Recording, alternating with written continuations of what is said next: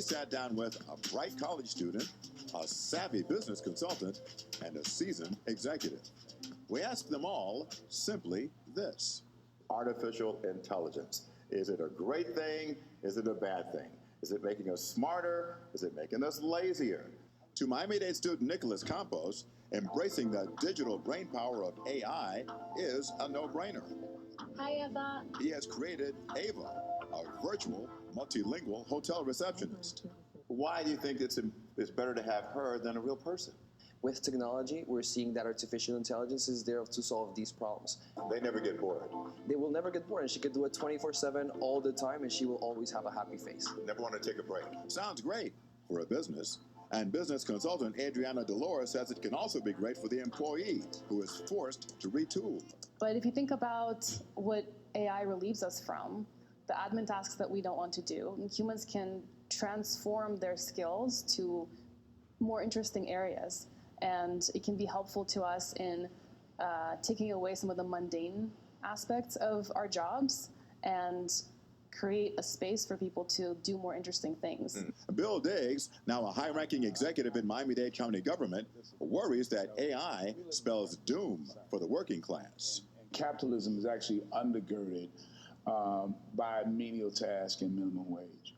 And at the end of the day, there are people that just don't have the level of intellect that others do, but still deserve to be able to take care of their families. I'm worried about that. To drive home his point, Diggs made mention of what he sees in my profession. You already see that you've got robotic cameras that are taking place in your studios. They're replacing people. And we think that's good because we now have people that can't go to work every day. But like it or not, AI is here and seems to be morphing at the speed of light. People today are talking about AGI, right? The kind of AI that would be... What's AGI? Yeah. What's that? It's artificial general intelligence. AI is being helpful to humans because it's, one, automating things, and two, expediting tasks, right? But a human still has to be behind the AI to take it to the final stage. AI has sneaked into our lives in ways that make thinking less necessary. Who needs to know directions? And for college students, who needs to write a term paper? You can be honest with me. It's okay. Okay, I won't tell you what it is.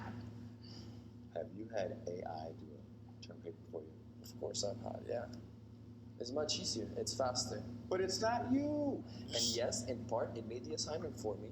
But in the other instance, I learned the things that the school wanted me to learn. I learned the assignment, and I learned even further to how I could apply it into the personal things that I wanted to. And that's the difference between the AI that we have today and the AI that we fear. The AI that we have today, we have to edit.